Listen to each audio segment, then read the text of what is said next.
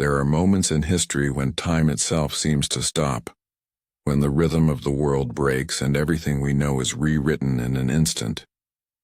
August 1945, two cities, two mornings that began like any other. Children walking to school, merchants opening their shops, the quiet hum of a nation at war. And then, light, a light brighter than the sun. In that instant, the world crossed a threshold, from the age of war to the age of the atom. This is not a story of explosions or victory. It is a story of silence, of the moments after, of the shadows that remained, and of humanity's slow, fragile return to life. Tonight we drift back to that moment, to Hiroshima, to Nagasaki, to the day the world changed, and learned what it meant to begin again. The morning of August 6th began as so many others had before it. The air was thick and warm, holding the scent of river water and the faint sweetness of rice fields that stretched beyond the edges of the city. The people of Hiroshima stirred slowly from their dreams. Windows slid open to the hum of cicadas, to the shuffle of slippers on wooden floors, to the rhythm of a city quietly alive beneath the summer sun. The war had gone on for so long that its sound had become part of life itself. Somewhere far away in the distance of memory, people could still recall the years before it. The laughter in the markets, the festivals, the simple hum of peace. Now even in wartime the city breathed with a strange kind of normalcy. Children walked to school holding their lunch boxes. Mothers boiled tea. Shopkeepers set out their wares hoping for another day of ordinary business. The streets were narrow, alive with the chatter of morning. A man adjusted his bicycle chain. A young girl bowed to her neighbor.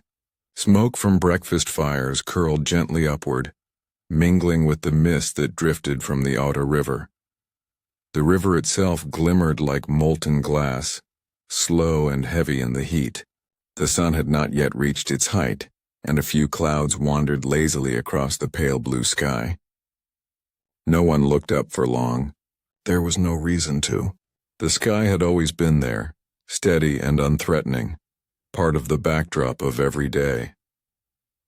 In the homes near the center of the city, families gathered for breakfast. Rice, pickled vegetables, miso soup. The sound of chopsticks, of bowls being placed on wooden tables filled the quiet rooms. In one small house, a mother reminded her son to study hard. In another, an old man watered a single potted plant that had survived the rationing years. The streets smelled faintly of charcoal and soy. Despite the shortages, despite the warnings on the radio, there was still hope that the war might soon end.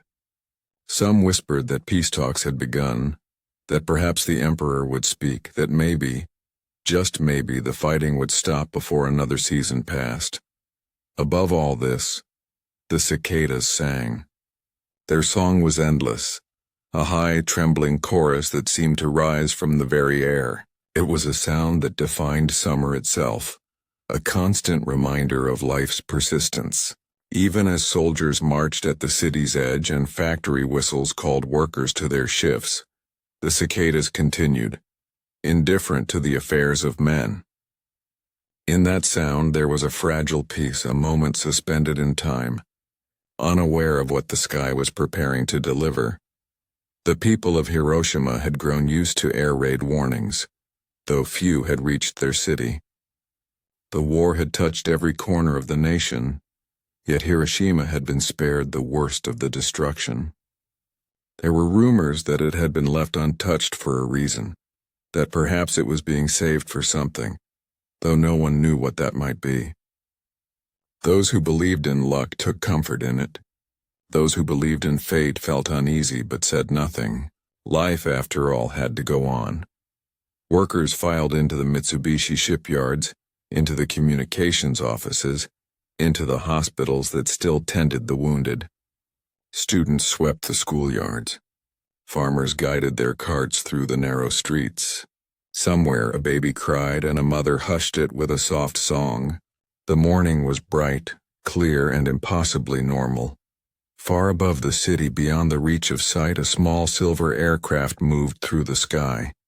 Inside, a crew of men sat in silence, each absorbed in their own thoughts.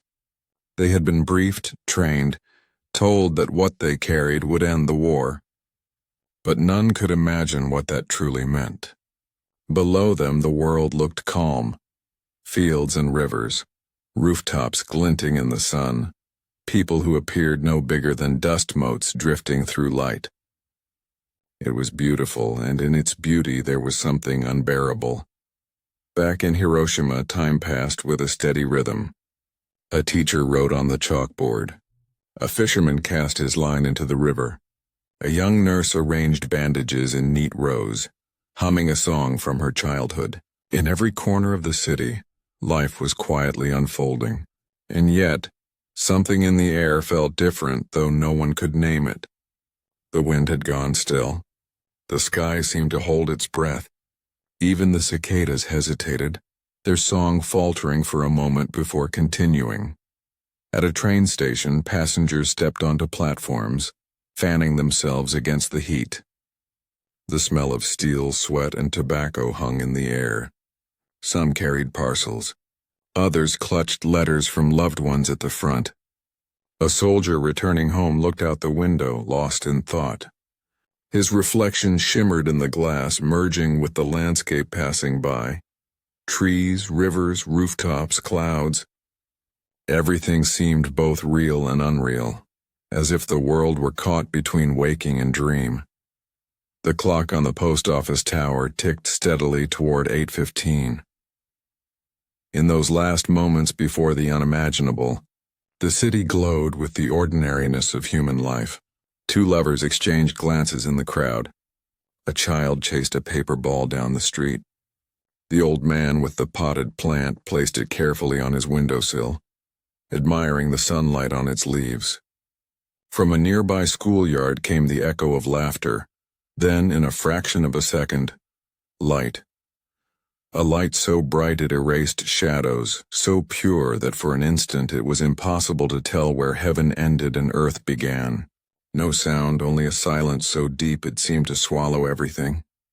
Then came the wind, a roar that ripped through walls and flesh, through memory itself. The world turned white and then red and then black.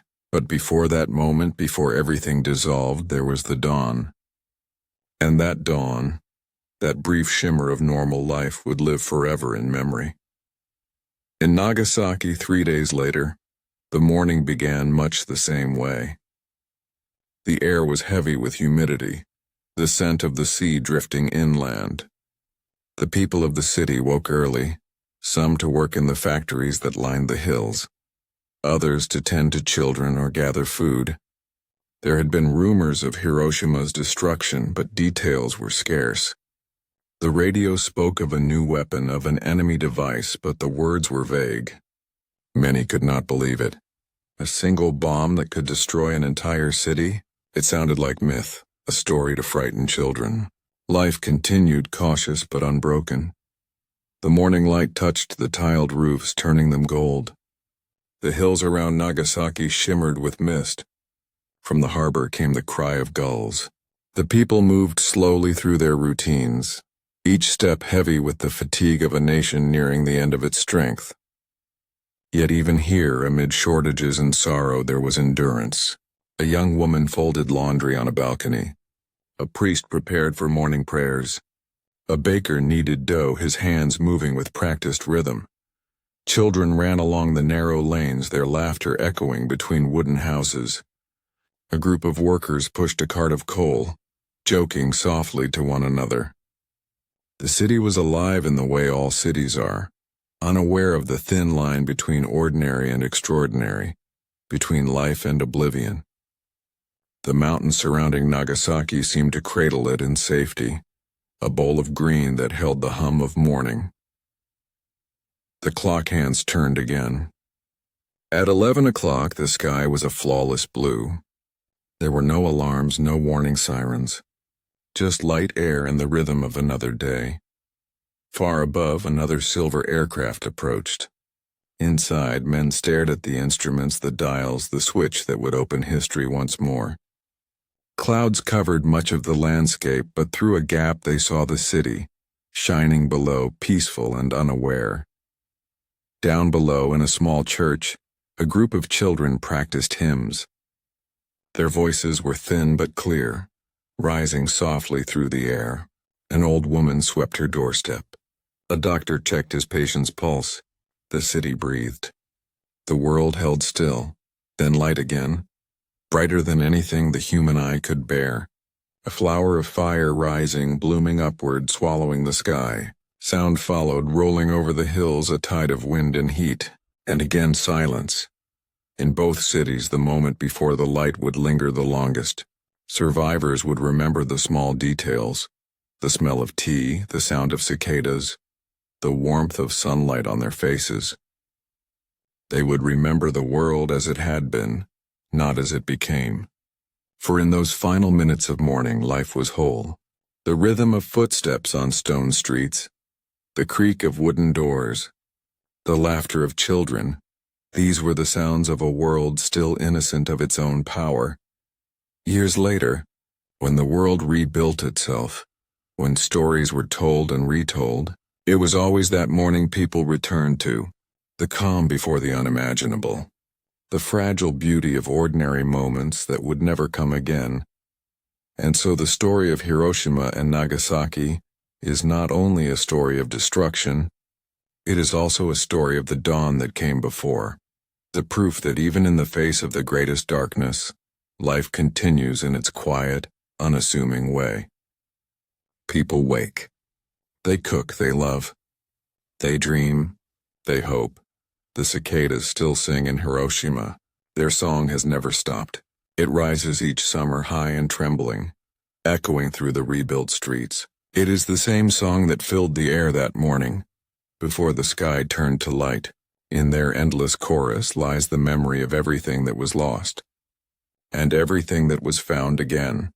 Listen closely, and you can still hear it, the hum of life, the whisper of wind through leaves, the sound of a city waking beneath a gentle sun. Somewhere a child laughs, somewhere a bell rings, somewhere the world is beginning again as it always does, one dawn at a time. Because even after fire there is light, even after silence there is song, and even after the day the world changed, there is still the simple, unbreakable beauty of morning. The morning unfolds gently over Hiroshima. A thin veil of mist rises from the outer river, curling around the low bridges and wooden houses that lean toward the water. The air is already warm, the kind of summer warmth that presses softly against the skin, promising another long, slow day. Before the sun climbs high, the streets are quiet except for the rustle of paper doors sliding open, the faint clatter of pots, the low hum of a city beginning to stir. The cicadas wake first.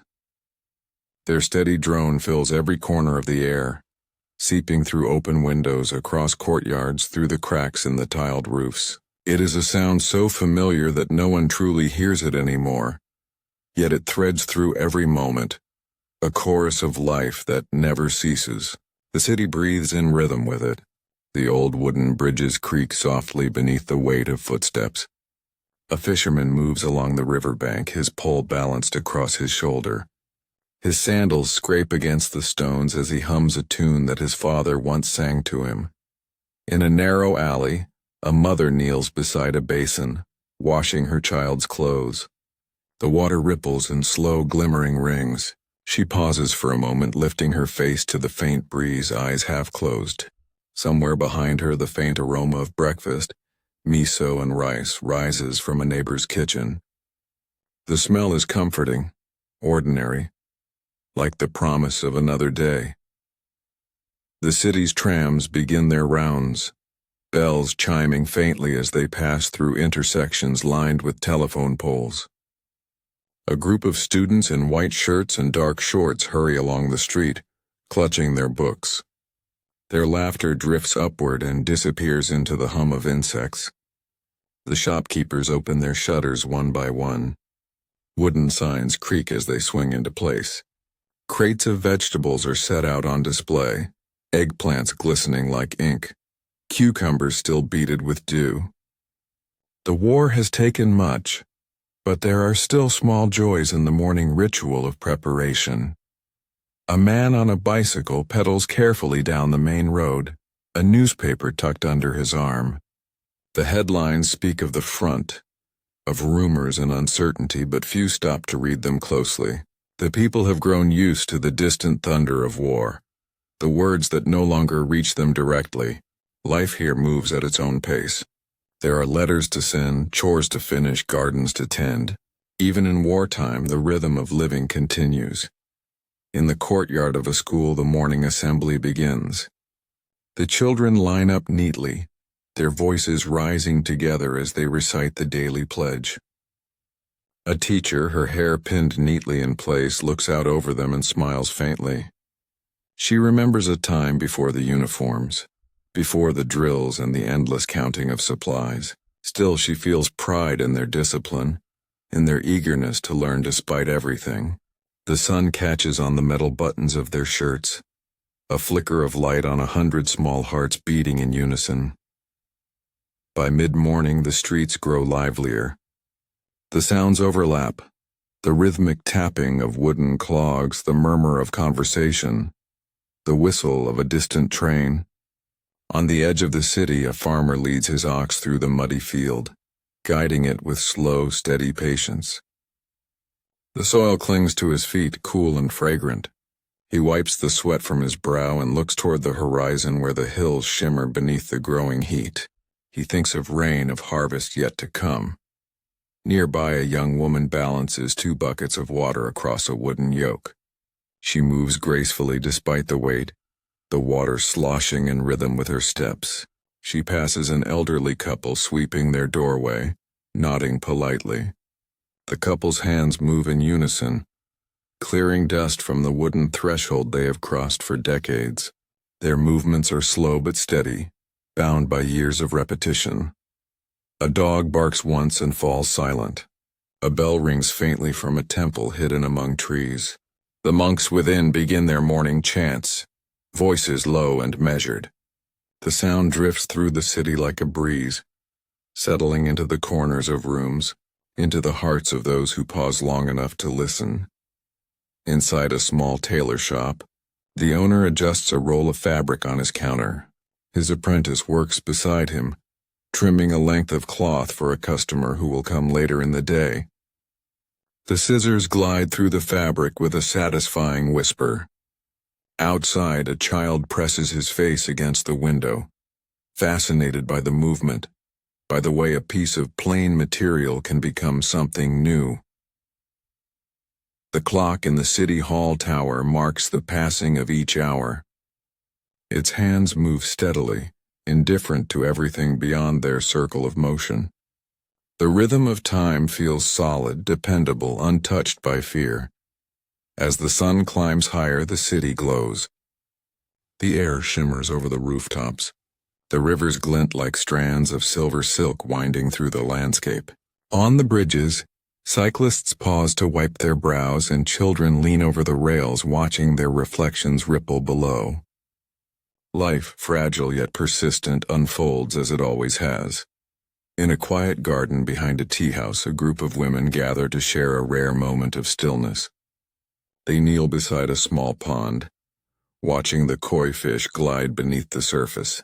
The water mirrors the clouds above, soft and slow. One of the women plucks a fallen petal from the water, holding it for a moment before letting it drift away again. None of them speak. Words seem unnecessary in such a morning. Elsewhere, a student hurries through the narrow back streets, clutching his lunchbox. He has overslept, but the thought hardly worries him. The sun warms his back, the cicadas sing in his ears, and he feels for a fleeting instant the uncomplicated joy of being young. He wonders about the future, about schools, about work, about the world beyond the city, and tells himself there will be time for everything. From above, the city looks like a patchwork of harmony. Tiles and timber, bridges and gardens, the slow thread of the river weaving through it all. The sounds of daily life rise together. Laughter, footsteps, the rustle of laundry drying in the wind. It is a world perfectly ordinary, perfectly alive. As the noon hour approaches, people pause to eat. The streets empty slightly. Workers gather in shade, sharing rice balls and stories. Children sit cross-legged on the school floor, unwrapping their lunches. The air is thick with heat and conversation. In that simple exchange of food and words there is comfort, proof that even in difficult times, life finds small ways to be kind. The afternoon drifts in softly. Shadows grow longer. The hum of the cicadas deepens, merging with the distant clatter of trams. The people move more slowly now, conserving energy in the heavy warmth. Doors are left open to let in whatever breeze may pass. The scent of earth and sun-baked wood fills the rooms. Far away over the hills, the faint rumble of aircraft engines passes unnoticed. For Hiroshima, it is another day, one among countless days filled with small hopes, quiet endurance, and the gentle repetition of ordinary acts. And while Hiroshima continues its rhythm, another city begins its morning 3 days later, Nagasaki, nestled between the mountains and the sea. Here, the air carries the tang of salt and the sound of waves against the harbor walls. The city awakens more slowly, the mist clinging to its narrow streets. Fishing boats rock gently at anchor, their ropes creaking softly in the tide. The first light touches the tiled roofs, the hills beyond, the steeple of a distant church that glimmers faintly in gold. The markets open early. Vendors call out softly, arranging baskets of fruit, vegetables, and dried fish. A young boy helps his mother carry trays to the stall. He yawns, rubbing his eyes, but smiles when he sees the first customers arriving. Across the street, a baker kneads dough, his hands dusted in flour, his movements rhythmic and sure. The smell of fresh bread drifts through the air, mixing with the scent of the sea. In a quiet house overlooking the bay, an artist prepares his paints. His brushes are worn, his pigments few, but he works patiently, tracing the outline of a mountain on rice paper. Each stroke is deliberate, steady, as if painting could keep the world still for just a little longer. Outside, a cat stretches lazily in a patch of sunlight. The trams in Nagasaki begin their routes, echoing their bells through the narrow valleys. Children wave as they pass, their laughter mingling with the metallic chime. The hills around the city trap the sound, making it linger, soft and melodic. Down by the docks, workers load crates onto ships. The air smells of iron and oil, of sweat and salt. Voices rise and fall in rhythm with the clanging of metal. Nearby, a woman sells tea from a small stall, pouring it into chipped cups for anyone who passes. She knows most of them by name. The exchange is brief, but there is kindness in it, familiarity born of shared mornings. In a small garden beside a shrine, a priest sweeps fallen leaves from the stone path.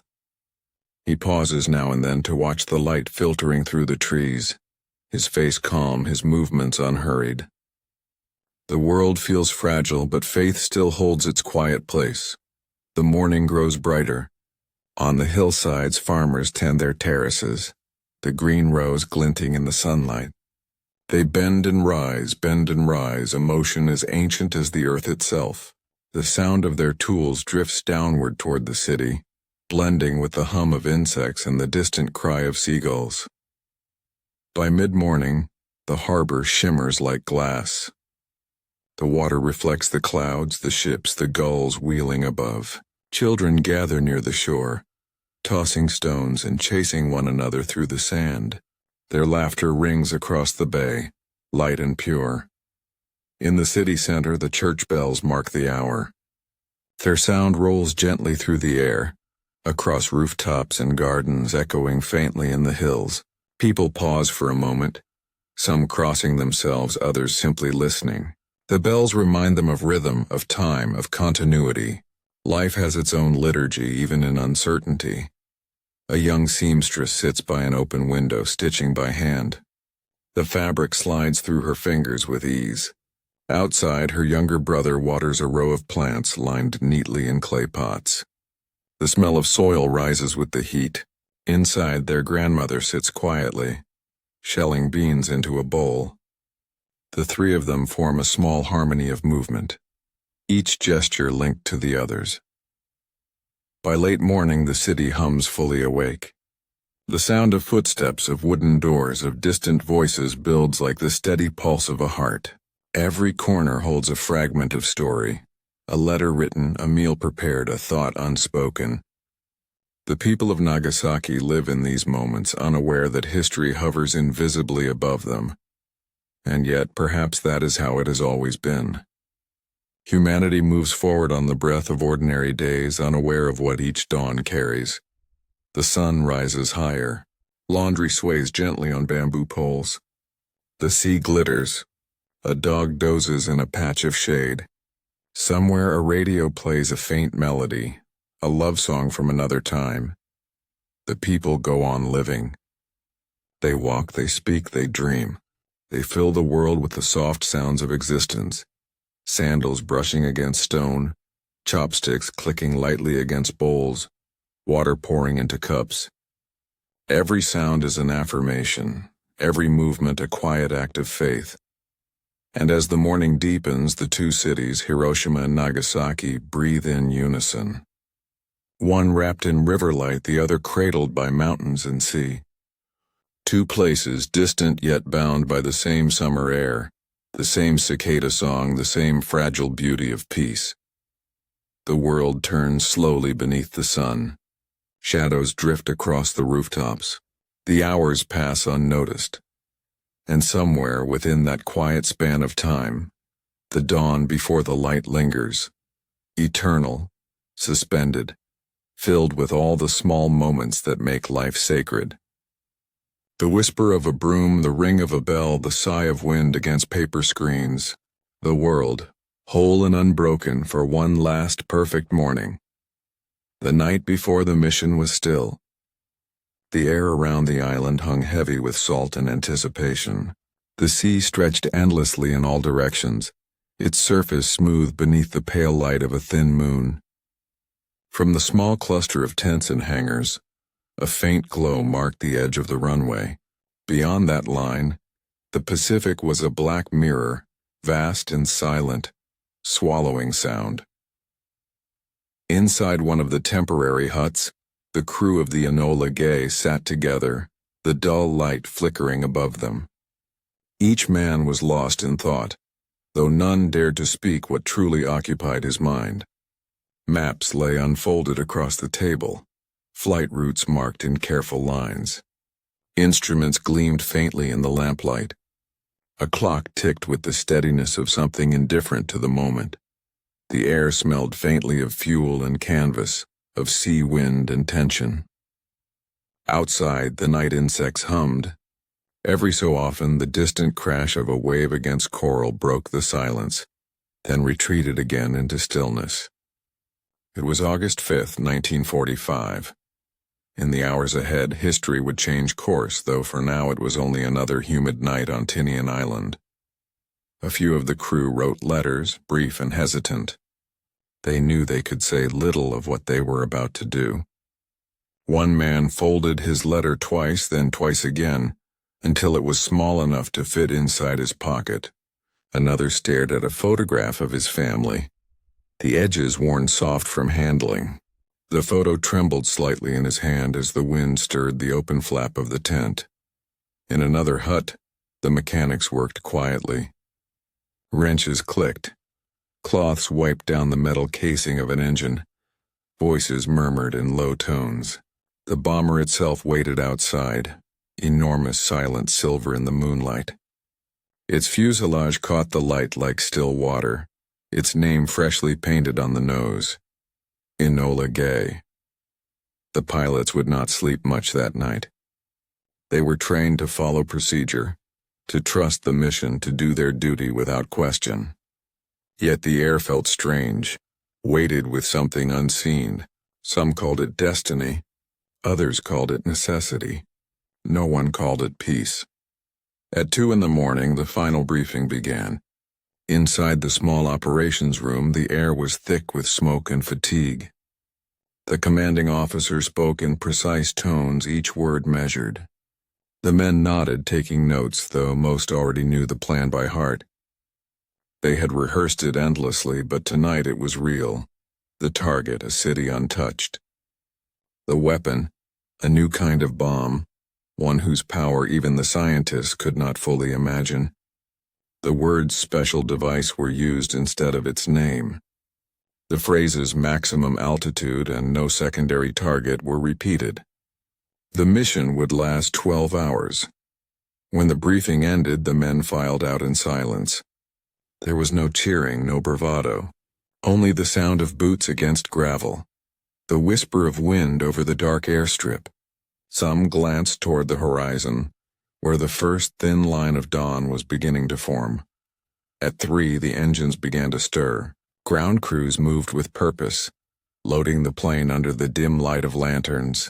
Fuel lines hissed softly. The metallic scent of aviation fuel mingled with the wet smell of the sea. From the open hatch, a faint light glowed inside the aircraft, revealing the maze of instruments, switches and wires. The bomb, suspended in its cradle, waited motionless in the bay below, a smooth metallic cylinder, silent and unassuming.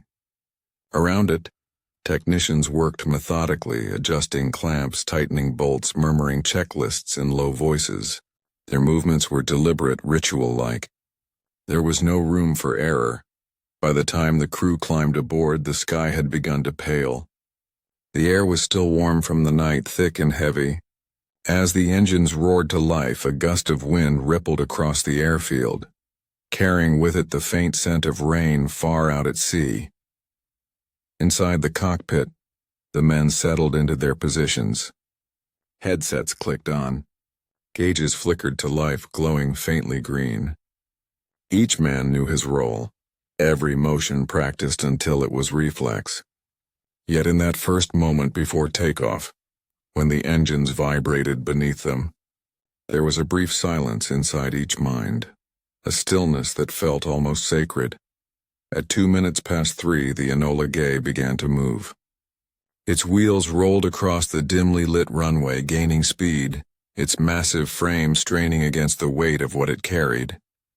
The sound of the engines deepened, a long rising note that cut through the humid air. Then suddenly the ground fell away. The plane lifted into the dark, leaving behind the island, the tents, the sea. Below, the runway lights receded until they were only a line of faint stars across the blackness. The Pacific opened beneath them, endless and calm. At altitude, the night became vast and soundless. The engines hummed steadily, the only reminder that they were moving at all. Inside, the crew spoke in low, clipped sentences. Coordinates, adjustments, routine confirmations. But between those words lay an ocean of silence.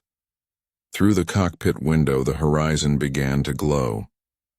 The stars faded one by one, swallowed by a thin strip of gold.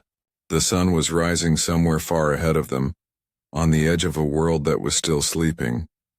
The flight passed over miles of water, each wave catching the faintest shimmer of dawn.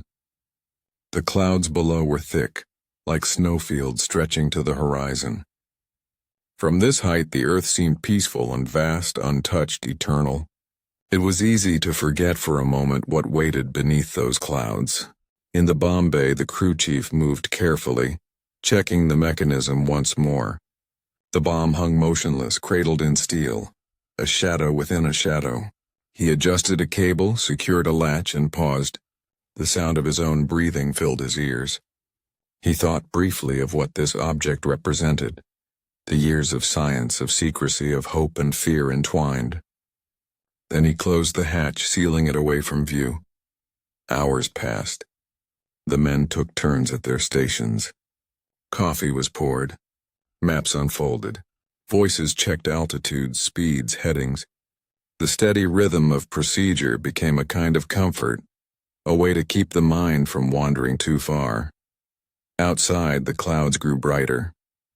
The Pacific turned from black to silver, then to the deep blue of morning. The sun climbed higher, painting the wings in gold.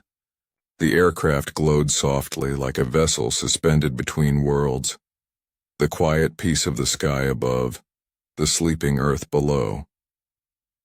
Inside, the captain looked out at the endless expanse. The world seemed impossibly calm, as if unaware of the weight they carried through its air. He thought of home, of his mother, the woman whose name was painted on the side of the aircraft. Enola Gay. A name that would one day echo through history, though he could not yet know how. The men spoke little. Each was wrapped in thought, in the strange quiet that comes when action is certain but understanding is not. They were soldiers trained to obey, but also human, small hearts beating in the belly of a machine that hummed with unseen purpose. The radio crackled with occasional updates, weather reports, wind speeds, bearings. Nothing out of the ordinary. Below them, the clouds parted occasionally to reveal glimpses of islands, of waves breaking on distant shores. At cruising altitude, the plane seemed to float more than fly. The air was smooth, the sound of the engine steady and deep like the pulse of the earth itself. The men settled into the rhythm of it. One jotted notes in a logbook. Another adjusted the oxygen flow. The navigator traced the route with a pencil, his line steady even in the subtle vibration of flight. There was beauty in the stillness. The kind of beauty that hides within silence, unbroken and immense.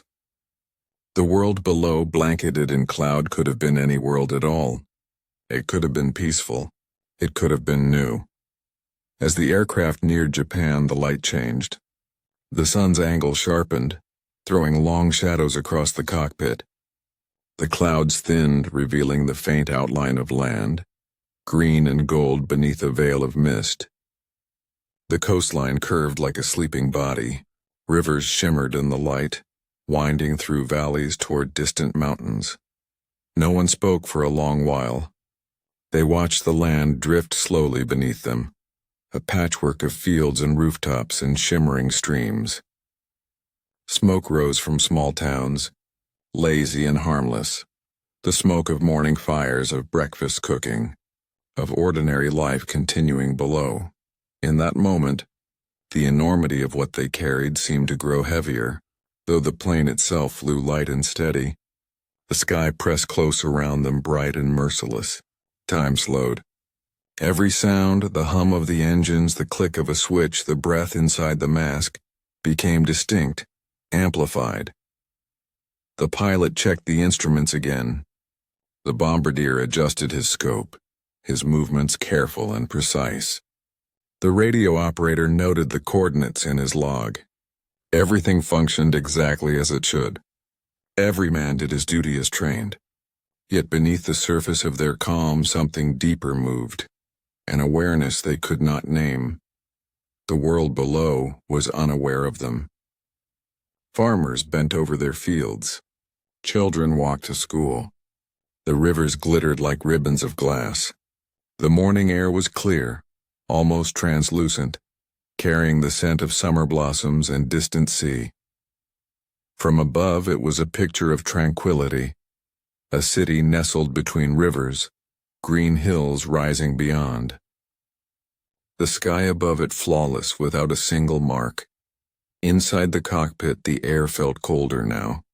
The sunlight poured through the glass, catching the edges of dials, glinting off metal surfaces. The pilot squinted against the glare, his hand steady on the controls. The bomber moved through the air with a slow, inevitable grace, like a clock hand reaching the moment it has always been moving toward. The men exchanged few words. There was nothing left to say. Each breath, each heartbeat was counted now in silence. In those final moments before the descent, the sky seemed impossibly wide. The horizon curved gently, infinite. The clouds drifted in slow motion, their shadows sliding over the land below. The world looked small from this height, fragile, blue, and astonishingly beautiful. Somewhere far below a bell rang. Somewhere else a train crossed a bridge. Somewhere a child pointed to the sky. And above it all, the Enola Gay continued its course, steady, unhurried, gliding through the quiet air like a silver thought in the mind of the world. Within its hull, the men sat surrounded by the hum of machinery, the soft ticking of instruments, the whisper of time narrowing toward a single point. The air was thick with the knowledge that they were part of something beyond themselves, something they could not yet comprehend. The clouds parted one last time, revealing the city below in perfect clarity. The rivers caught the sunlight and scattered it back into the sky. The fields shimmered, the hills glowed, and still in that suspended breath before history turned, there was silence, vast, unbroken, eternal. For a few brief seconds, the world existed exactly as it had always been, blue and green and golden beneath the morning sun. The plane held steady in the wind. The crew watched the horizon. The earth waited unaware, and high above the clouds, the Enola Gay drifted through the stillness, carrying with it the soundless weight of all that was yet to come. There is a moment when light ceases to belong to the sun. It comes not from above, but from everywhere. A light so complete that it fills every corner of existence, every outline, every breath. For one infinite second, shadow itself forgets how to be. The world becomes weightless and then silence. The air does not move. The sky holds its breath. Every particle of dust, every leaf suspended mid-fall seems to pause, as though time has stepped aside to let something else pass through. When the light fades, the world is not gone, but changed. The outlines remain, the streets remain, but everything feels lighter, thinner, as though reality itself has exhaled and forgotten to inhale again. The city, once full of motion, of the hum of life, now stands like a reflection in still water. There are no sounds but the faint whisper of wind through the trees. Even that wind seems uncertain, tentative, as if unsure whether it is still welcome here. The air is pale. It glows faintly, like the inside of a seashell held to the light. Buildings shimmer with a strange quiet dignity, their edges soft, their walls warmed by the memory of what once was. Every surface holds a faint impression, the echo of something that had been there a heartbeat ago. And in that soft, unreal calm, the city feels both infinite and impossibly small. Somewhere, a bell that once hung above a doorway sways gently, its sound dulled, almost reluctant to ring. A street sign leans at an angle, catching the sunlight in its metal frame. The roads are empty, but they still carry the shape of footsteps, invisible traces pressed into the dust of time. A single bicycle stands propped against a wall. Its shadow, thin and perfect, is burned into the ground, so precise it looks drawn, as though the light itself tried to remember what motion used to look like. The seat is warm to the touch. The tires glisten faintly, catching the new light of morning. Farther down the street, a row of paper lanterns hang above a narrow alley. Their colors have faded into a gentle whiteness, but they still sway ever so slightly in the quiet air. Beneath them, a small pool of water reflects the empty sky, an endless blue unbroken by clouds. If one listens closely, there is still life in the silence. A cicada hums from a distant tree, its voice thin but insistent. The sound carries farther than it ever did before, echoing against the still facades of the city. Each vibration feels sacred, a small, stubborn proof that time has not ended, only slowed. A dog barks once, far away, then falls quiet. The sound ripples through the emptiness, then dissolves like smoke. The air tastes different now, faintly metallic, faintly sweet. It clings to the tongue like rain that never quite falls. The wind, when it moves, smells of dust and sun and something unnameable, something ancient, as though the earth itself has been reminded of its beginning. In the distance, a river continues its endless motion. Its surface glitters with a strange brilliance, reflecting the light that seems to come from nowhere. The water flows over stones that shine as though newly polished. Its sound, on that soft, eternal rush, feels impossibly loud in the quiet. Birds circle high above, their wings cutting through the pale sky. They do not sing. They glide in wide, uncertain arcs, their shadows fleeting across rooftops that no longer cast their own. The air around them seems too still for flight, yet they move, slowly, gracefully, as though following a current no one else can feel. On the bridge above the river, the air shimmers. The rails are warm, and the faint outline of a handprint glows where someone once leaned. The shape remains perfect in its silence, a memory pressed into metal by light. There are no voices now, yet everywhere the world seems to whisper. In the way the leaves tremble, in the way the light gathers on broken glass, in the way the air hums faintly as it warms, the city is not dead. It is listening. Listening to what remains. Listening to the echoes of its own heartbeat. The shadows that do exist now are strange things, soft-edged and fragile, like ghosts that have forgotten their owners. They drift across the ground when the wind moves, reshaping themselves with each passing second. Where walls once stood tall, now they stand translucent, glowing from within as the light slides over them. Every object, every street, every doorway carries the faint outline of what used to be there. A broom leaned against a wall, a teacup on a table, the curve of a shoulder in sunlight. They remain not as ghosts but as imprints, the last gestures of life captured in a single endless instant. Time feels uncertain here. It stretches and folds, a soft fabric caught in the light. Minutes have no meaning. The world has become a photograph, vivid, unmoving, infinite.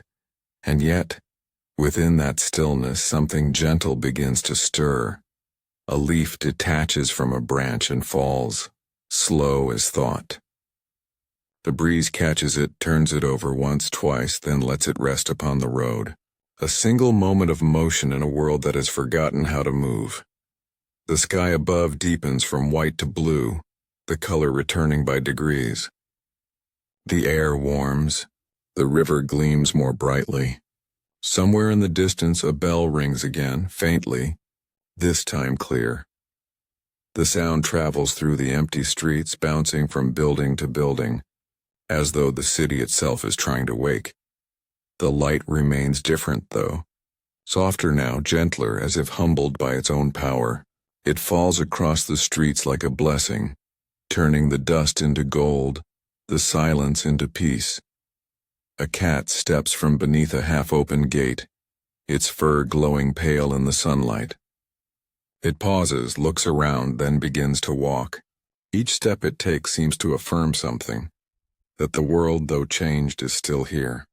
That air still fills lungs. That light, even when overwhelming, eventually softens into day. The wind moves again, stronger now, brushing through the trees. The cicadas grow louder. The leaves tremble and dance. A single paper lantern breaks free from its string and drifts upward, twisting lazily into the sky. It rises higher, carried by invisible currents until it is just a small white shape against the blue. Below, the streets begin to shimmer as the heat gathers. The stillness fractures slightly, allowing motion to seep back in. The slow return of sound, of time, of breath. But the marks remain. The outlines remain. The silence remains, woven through the air like threads of silver. There is a beauty in it, haunting, fragile, almost holy. A beauty that exists only in stillness, when the world has forgotten how to rush. It is as though the universe has turned a page and paused, reluctant to continue. As the day stretches on, the light grows warmer. It fills the streets, the empty houses, the windows that still stand. The shadows lengthen and soften, regaining their familiar shapes. The air begins to hum again with life. Insects, wind, the faint rustle of water. In one of the narrow lanes, a small tree stands untouched.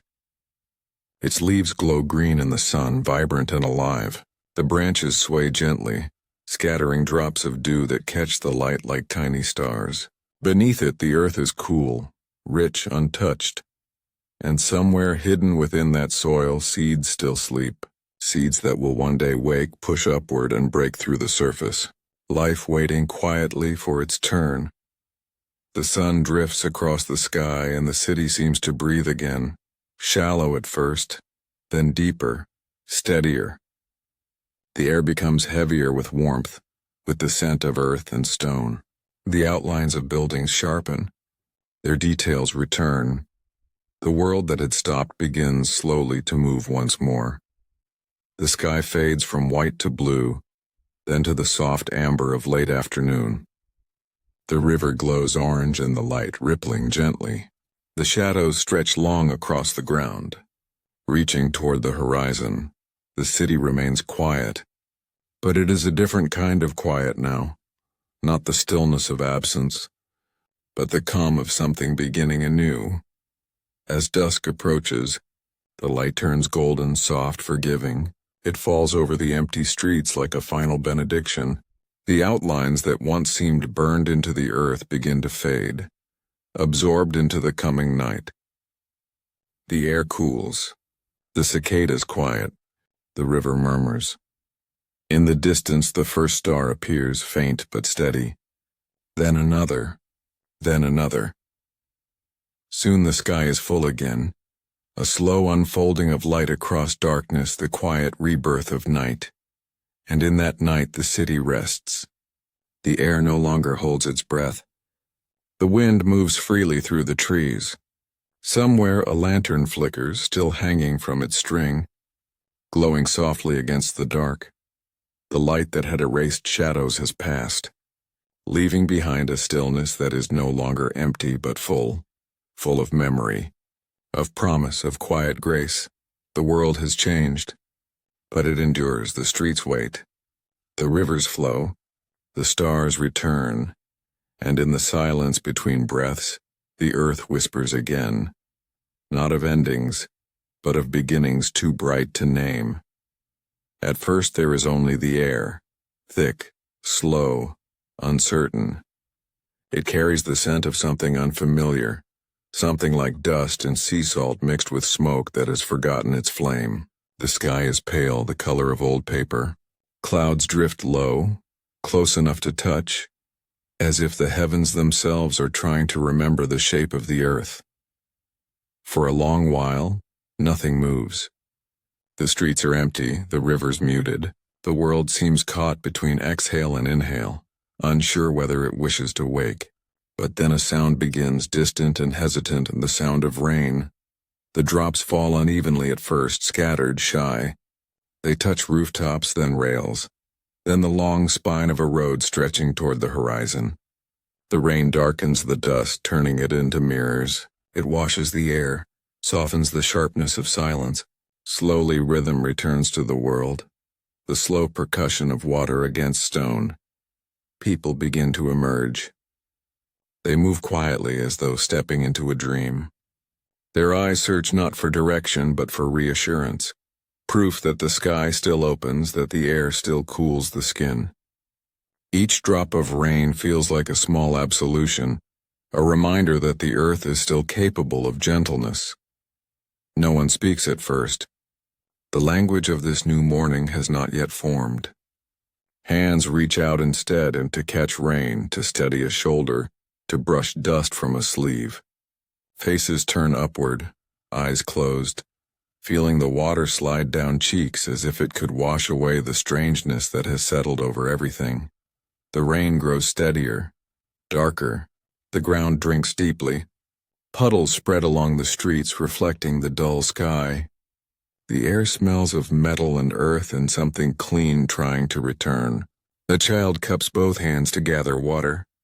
Someone laughs, quietly, uncertainly, the sound small but alive. In the distance, Smoke rises in thin, uncertain threads bending with the wind. It does not roar or rage, only drifts, the last breath of a fire that has forgotten what it was burning for. The hills beyond are veiled in mist. The horizon itself feels farther away, as if retreating to give the earth time to heal. Hours pass, measured not by clocks but by light. Morning deepens to noon. The rain softens to mist. The people move through the streets not hurriedly, but with the slowness of those relearning how to walk. They pick through fragments of what once was, pieces of wood, shards of glass, a book whose pages cling together with moisture. Each object feels fragile, precious, like a piece of memory rescued from a tide. A woman kneels beside a broken wall. Between the stones, a flower has survived, its petals closed, its stem trembling under the weight of the rain. She reaches out but does not pick it. Instead, she shelters it with her hands, letting the water fall gently between her fingers. The day continues like that. Small gestures of care, moments of stillness breaking through the strangeness. A man finds a cup and fills it with rainwater, holding it out to others as though it were a sacred offering.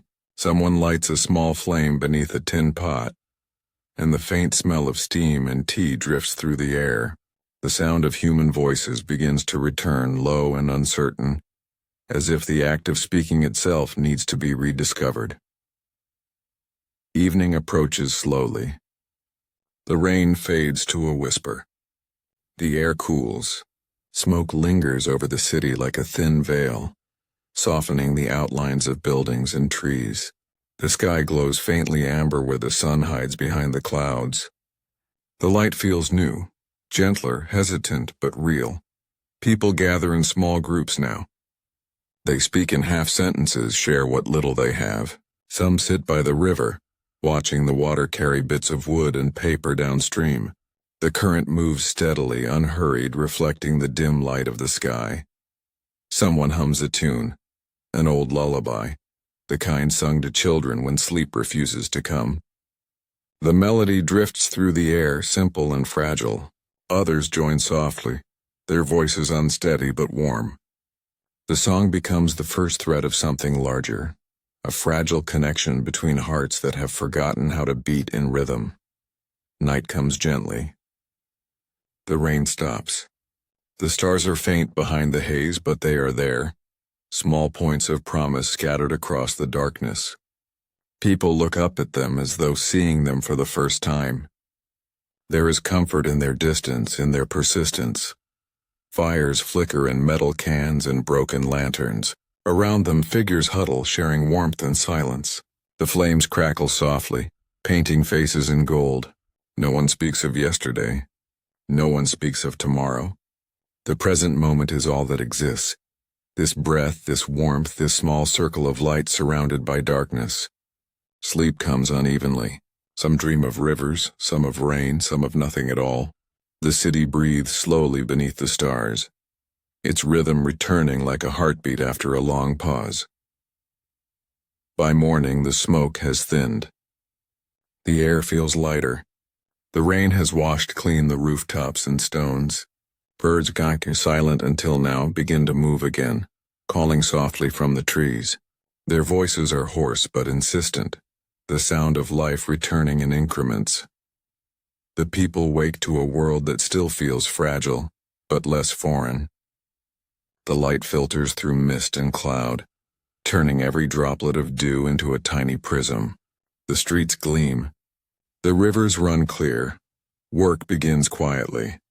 Someone repairs a roof. Someone clears a path through the debris. Someone writes a name in the wet dust just to see it appear. There is no plan, no leader, no announcement. Only motion, simple and human. Children gather pebbles by the riverbank and build small towers, their hands wet and steady. Each tower collapses and they begin again, laughing softly when it falls. Their laughter sounds strange at first, too bright for the quiet around it, but soon it feels right, necessary. A man finds an abandoned bicycle and begins to repair it, polishing the rusted frame with a rag. The sound of the chain turning is sharp, hopeful. When he finally rides it down the empty street, the tires splash through puddles, scattering droplets like sparks. Others watch, some smiling, some weeping without knowing why. The air carries a new rhythm now, the murmur of tools, the soft calls of people recognizing one another, the faint constant sound of water dripping from roofs. Even silence seems changed, softer, forgiving. By afternoon the sun breaks through. It filters down in wide beams, golden and heavy. The city glows as though seen through glass. The rivers shimmer. The clouds drift apart. People lift their faces to the light. It warms their skin, fills their eyes with brightness. For a long while they simply stand there, letting it touch them. The light that once vanished now returned, gentle and alive. In that glow, color begins to return. The green of leaves, the blue of cloth, the red of a child's ribbon tied around a piece of wood. Each color feels like a heartbeat, the pulse of the world awakening. Even the air feels different, lighter, full of scent. Wet earth, blooming grass, a trace of smoke dissolving in sunlight. A city learning to breathe again.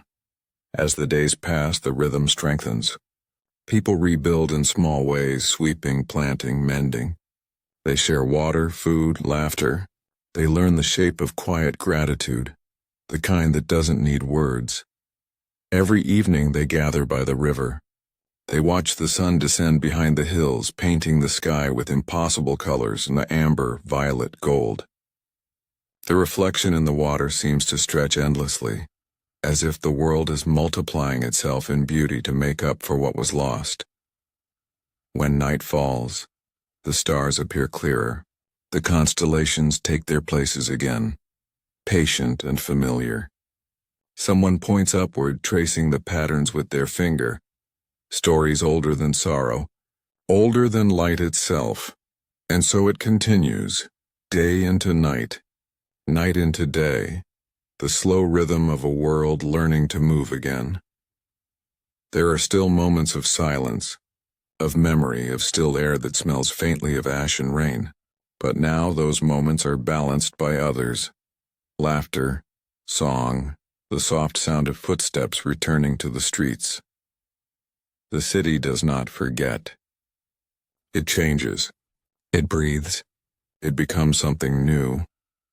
The rain still falls sometimes, black and silver mixed, as though the sky is still undecided between sorrow and cleansing. When it does, people pause, lift their faces, and let it fall. They no longer fear it. The rain has become a companion, a reminder that everything returns, even the sky, even the light, even hope. One morning, weeks later, a single flower blooms in a crack between two stones. Its color is pale at first, then deepens with the sun. Someone kneels beside it, not to pick it but to watch. Others gather, quiet and reverent. The flower trembles in the breeze, its petals bright against the gray. It is small, unremarkable, yet somehow immense. A declaration whispered by the earth itself. By evening, another flower joins it. And another, and another. Soon the cracks are filled with color, fragile, fierce, unstoppable. The wind moves through the city with a softer voice now. It carries the smell of rain and leaves, the faint echo of laughter, the distant hum of rivers. The world has found its rhythm again. And though no one speaks of what came before, everyone feels it. In the air, in the light, in the quiet moments before dawn. The memory has become part of the soil, part of the water, part of the breath that fills every chest. Night falls once more. The stars return, patient and kind. The river reflects them as it always has. Somewhere, in the distance, a bell rings, steady, calm, like a heartbeat. The world listens, and this time, it answers. There are mornings when the world does not yet know it is about to change. when the air carries a stillness so deep it feels almost sacred. When clouds move lazily across the sky, their bellies heavy with rain, and the streets below echo with the ordinary. Footsteps, bicycle wheels, the murmur of merchants setting up their stalls. Nagasaki, August 9, 1945. The city wakes to another humid summer morning, unaware that its name will soon be written in the same language of fire as Hiroshima. The sun is veiled behind clouds, the air thick with the scent of salt from the nearby bay. Fishing boats drift quietly in the water, their sails limp. Children walk to school with bento boxes wrapped neatly in cloth. Monks ring temple bells. The sound carries across the valleys and hills, blending with the cries of gulls and the soft rumble of trains leaving the station. There is no reason, yet to think this morning will be any different.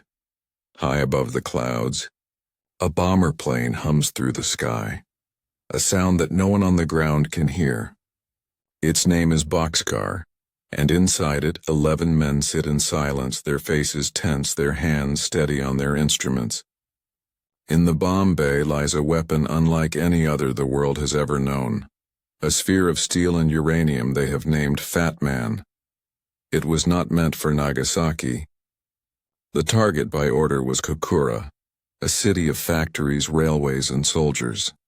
But war, like weather, often follows its own design. As the plane approaches Kokura, the crew looks down through the bomb sight and sees only cloud, thick, immovable. Smoke from earlier bombings drifts across the city, veiling everything in gray. They circle once, twice, a third time. Each minute burns precious fuel.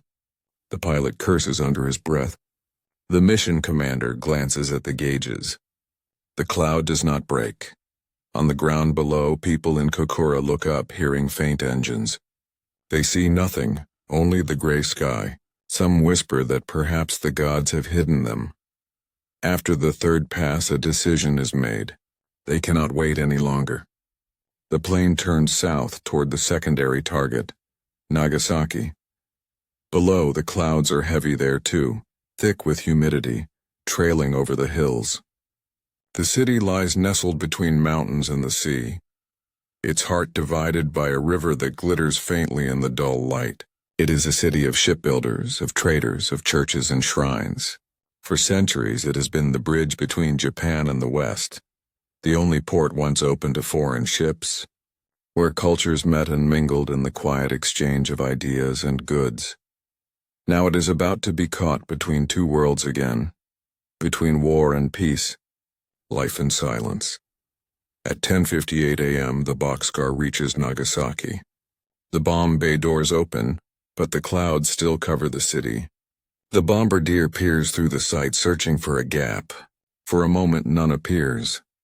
Then, as if by some grim mercy, the clouds part just enough to reveal a break, a patch of light above the Urakami Valley. He sees the river, the factory district, a few rooftops. He fixes the crosshairs there. At 11:02 a.m., Fat Man falls. It tumbles silently at first, spinning end over end, a dark shape cutting through sunlight and cloud. The crew watches through the small window until the bomb vanishes into the mist. They turn the plane hard and climb. The pilot counts seconds. 43. 44. 45. Then the world below erupts. A light brighter than the sun expands outward, a silent, blinding bloom that swallows the valley in white fire. For an instant everything ceases to exist as form. Then comes the sound, a rolling wave of thunder that shatters windows miles away, echoes through the hills and ricochets across the bay. In that single heartbeat, 70,000 lives are unmade. The blast carves a circle of annihilation through the Urakami district. The cathedral, once the largest in East Asia, disappears in a storm of flame and dust. The river boils, the bridges melt, the air itself turns solid, pressing down with unbearable force. Those standing beneath the open sky are erased in an instant, shadows burned into the walls behind them. Others, shielded by walls or hills, survive the first flash, only to find their world dissolving around them. Flames sweep through the ruins, fed by wind and the city's own breath. Smoke rises in towering spirals, reaching up to meet the clouds that had moments earlier concealed the city from view. And then, silence. Not the silence of peace or rest, but a vast, ringing emptiness, the kind of silence that comes after something unspeakable, when even the air seems afraid to move. From the surrounding hills, survivors stumbled toward the center, drawn by instinct, by disbelief. They find only heat and ruin. The ground is scorched black, the river choked with ash and fragments of wood. The cathedral's twin towers have collapsed into a heap of stone and glass. Statues of saints lie shattered, their faces melted smooth. The cries begin softly at first, a few voices calling for mothers, for water, for names that no longer answer. Then they rise, merging into a sound that has no language. The wind changes direction, the sky darkens. A light rain begins to fall. Black rain, carrying soot and ash and something else unseen. It hisses as it touches the hot ground. Those who feel it on their skin cannot know what it carries. Hours pass. The fires burn into the night. High above, the boxcar returns to its base on Tinian Island. The crew speaks little. Some record the event in their logbooks with clinical precision. Others say nothing at all. There is no celebration, no relief, only the weight of what they have done. Back in Nagasaki, the survivors wander through what remains, moving like ghosts through smoke. They search for wells, for family, for anything that still holds shape. The city glows faintly through the haze, as if the earth itself is still burning from within. The next morning, the sun rises over a landscape unrecognizable. The hills remain, the sea remains, but everything in between has turned to a vast field of gray. Trees stand stripped of leaves. Iron rails bend like ribbons. The air is heavy with the scent of burnt wood, metal, and something human. Monks move silently through the ruins, ringing small bells for the dead. In the distance, the remains of the cathedral stand like a broken spine against the pale sky. Beneath its ruins, people dig with bare hands, searching for those who had sought shelter within its walls. Somewhere near the river, a boy finds a rosary half buried in mud. The beads are fused together by heat. He turns it over in his palm, uncomprehending. In the days that follow, the survivors, the hibakusha, begin to gather in makeshift shelters. They bring what they can salvage, a pot, a blanket, a photograph half burned. They share rice balls, whisper prayers, and wait for help that takes days to come. Doctors from nearby towns arrive, carrying bandages and herbs, but nothing can heal the sickness that begins to spread. The invisible sickness carried by the rain, by the dust, by the air itself. Children fall ill first, then the elders, then those who seemed untouched by the blast. Hair falls in clumps, skin blisters, fever rises. No one understands why. They call it the strange illness, the invisible fire. In the quiet nights that follow, people look up at the sky and wonder if the world has ended, and they simply have not yet realized it. Far away in Tokyo, word spread slowly. In Washington, in Los Alamos, in London, the second silence of Nagasaki is recorded as a fact, a date, a mission completed. But for those who survived, time no longer moves forward. It loops endlessly around that moment of white fire. The rain falls again days later, washing over ruins that no longer resemble a city. Flowers begin to grow in the cracks of the scorched earth, small, defiant, unreal. In one corner of the ruins, a charred statue of the Virgin Mary still stands, her face cracked but visible. She watches over the valley, her eyes hollow yet strangely serene. For the people who find her, she becomes a symbol, not of victory or loss, but of endurance. Years pass. The river clears. The hills bloom again. Children are born who never saw the flash but grow up in its shadow. The story of that day becomes a whisper passed between generations, not told loudly, not written in textbooks at first but carried quietly in memory. In time, a peace park is built on the site of the explosion. A bell is hung there to be rung every August 9th at 11:02 a.m. Each year the sound drifts across the city, soft and solemn, echoing off the hills and the bay. It is not a sound of mourning nor of forgiveness. It is the sound of remembering. Tourists come and stand where the light once fell. They read the plaques, the names, the numbers. They see photographs of a city reborn, clean and bright, its harbor filled with ships once more. But if they listen carefully and if they stand very still, they can still hear it. That second silence. The one that lingers between each ring of the bell. It is the silence of what cannot be undone. The silence of a world that, for the first time, understood it could destroy itself in a single instant. And yet, from that silence life returned. Children ran once again along the riverside. Bells rang for weddings. Trains crossed the rebuilt bridges.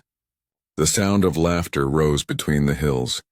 The city learned to live again, not as it was, but as something new, something fragile and aware. At the edge of the Peace Park stands a monument shaped like a pair of hands, one reaching to the sky, one extended outward in peace. Beneath it, the ashes of the unknown dead are buried. Each morning, fresh flowers are placed there. Each evening, candles flicker in the breeze. The river reflects their light, carrying it out to the sea. If you stand there long enough, as dusk settles and the world grows quiet, you might feel it. The pulse of time, the breath of the city that refused to vanish. The clouds above still drift low, as they did that morning in 1945. Sometimes they gather thick gray, heavy with rain. Sometimes they part, letting the sun pour through in shafts of gold. And perhaps that is the final image. Not the flash, not the fire, not even the silence, but the light breaking through the clouds, falling softly over a city that has learned the true weight of dawn. For in the end, Nagasaki stands not only as a place of tragedy, but of testimony, a reminder that from the ashes of our darkest hour, the human spirit still rises, still rebuilds, still believes, and every year, when the bell tolls at 11:02, the city pauses. Children bow their heads. The wind carries the sound through the valleys, across the sea, into the quiet heart of the world. A second of silence follows, deep, reverent, infinite. And in that silence, humanity listens, and not to the echo of destruction, but to the fragile, unbroken whisper of hope. The wind moves differently after the end of something. It carries not the sound of battle, but the hush that comes when there is finally nothing left to fight. The smoke clears, the earth exhales, and somewhere within that stillness a single bird dares to sing. It is a thin sound at first, uncertain, like the tremor of a hand reaching through memory. But it grows. It finds space in the silence, fills it, reshapes it. The melody winds through the broken streets, through forests that have not yet recovered their green, through mountains that echo only with the ghosts of thunder. The war has ended. The weapons have gone quiet. Across the world, men and women look at one another with the blank, stunned eyes of those who have survived something they cannot yet name. There are no victors, not really. Only people trying to understand what it means to go on. In the cities, the air smells of dust and iron and the faint sweetness of new rain. The old clocks begin to tick again.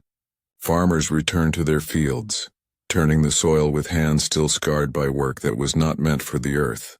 Children chase after each other in alleyways cleared of rubble, their laughter startling the birds that had forgotten how to fly near humans. There are no parades, no cheering crowds. just the slow, deliberate rhythm of people learning to live again. A potter digs clay from the riverbank, kneading it with quiet focus. His kiln was shattered during the war, but he rebuilds it stone by stone, laying his palms against each surface to feel the warmth as it fires for the first time. The vessels he shapes are imperfect, uneven, fragile, yet he paints them with blue spirals and cranes that seem ready to take flight. In another village, a teacher sweeps the floor of a classroom that no longer has windows. She gathers the children beneath the open sky, chalking letters on a piece of slate propped against a fallen beam. She teaches them to write the word peace slowly, as though spelling a prayer.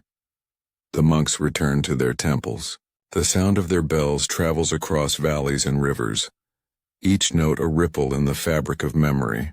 They chant not for victory, but for stillness, for forgiveness, for the souls of those who will never hear the bells again. And artists, always the first to see light and shadow, pick up their brushes. They paint not the horror that was, but the world that might yet be. Trees, mountains, faces illuminated by dawn.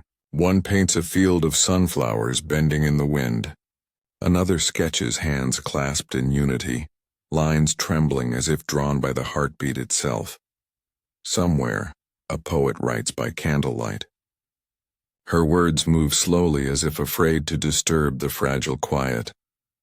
We are the ashes of stars, yet still we shine. We are what remains, and we will remember. The world begins to rebuild. Bridges rise again across rivers that once divided. Streets are cleared, trains repaired, fields replanted. But the rebuilding is not only of stone and steel.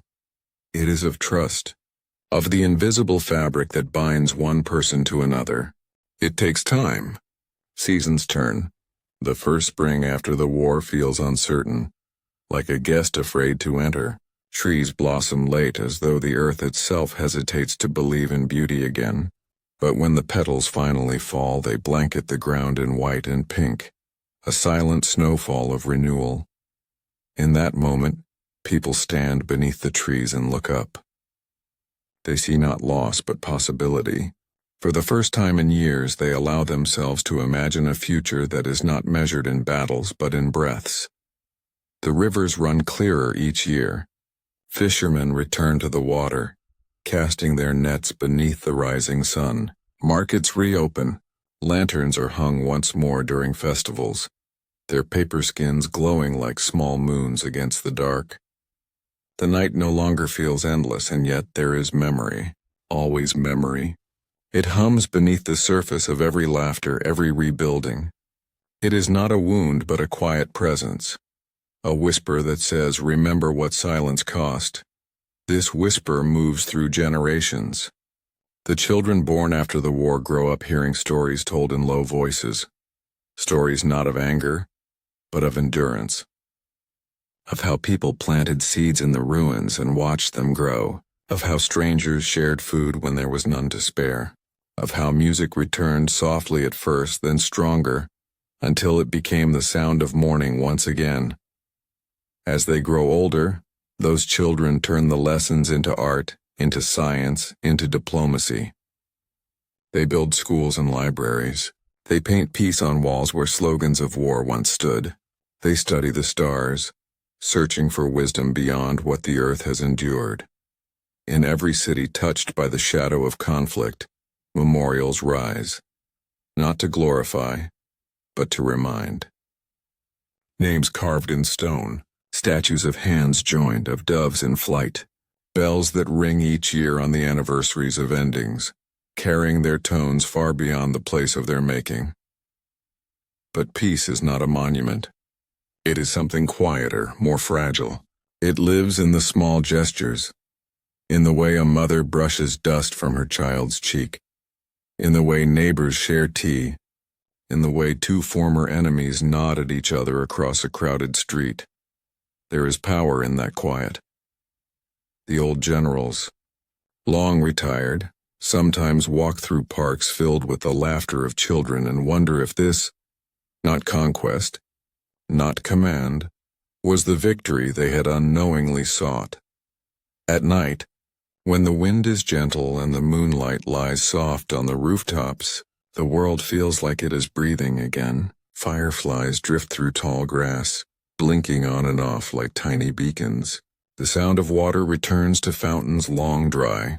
The cities pulse with light not of fire, but of life, windows glowing, bicycles rattling, the faint murmur of late-night conversations. Somewhere in a rebuilt chapel, candles flicker before a cracked altar.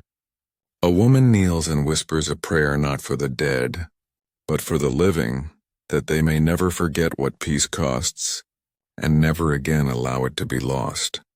And beyond the chapel walls, in every corner of the earth, people listen. They may not hear the same language, but they understand the same feeling. The soft gravity of peace, the heavy responsibility of hope. The artists keep painting. The poets keep writing. The children keep learning. Bit by bit, humanity begins to weave a new story. Not of power, but of persistence. In one distant city, a group of young musicians gathers in a hall that once housed soldiers. They tune their instruments, adjust their sheets, and begin to play. The melody starts as a whisper, then swells into something luminous, strings and horns rising like dawn breaking across the horizon. The audience weeps not from sorrow but from the recognition of beauty reborn. Elsewhere, scientists meet under the banner of peace. They speak of atoms and stars, but also of ethics, of responsibility. They vow that knowledge must serve life, not end it. That progress must carry the weight of remembrance. In fields once scarred by war, flowers bloom without prompting. Nature, ever patient, reclaims what was lost. Vines climb the remnants of old walls, weaving them into green. Birds build nests in the hollows of statues. The earth forgives, as it always does, by beginning again. The years stretch forward. A century turns. The memory of war becomes history, then legend, then lesson. But still the bells ring. Still people bow their heads. Still candles are lit on quiet nights when the world feels fragile. There are new conflicts, new challenges, new divides. Humanity stumbles, as it always has. But each time the memory of what came before rises like a shadow of light, reminding us to stop, to breathe, to listen. Some say peace is an illusion, a pause between storms.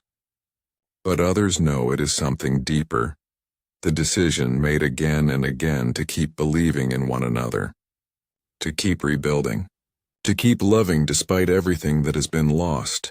It is not an easy choice. It is not meant to be. Yet in every generation someone makes it, and that is enough. The whisper of peace is not a shout. It does not demand. It invites. It speaks softly to those who have learned to hear it. In the wind moving through the trees, in the waves folding against the shore, in the laughter of children who have never known fear. And perhaps that is humanity's true strength, not in its inventions, nor in its empires, but in its ability to begin again, endlessly, stubbornly, beautifully. The potter still shapes clay. The teacher still writes peace on the board. The monks still ring their bells at dawn. The artists still paint cranes that soar across the sky. The world is not perfect. It never will be. But it is alive. And in that life there is hope. When night falls, lanterns glow on riverbanks across the world. Small flames set afloat, drifting downstream. Each carries a wish for peace, for memory, for light to return. They glide silently through the water, their reflections trembling but unbroken. Somewhere far away, another candle is lit. Another song is sung.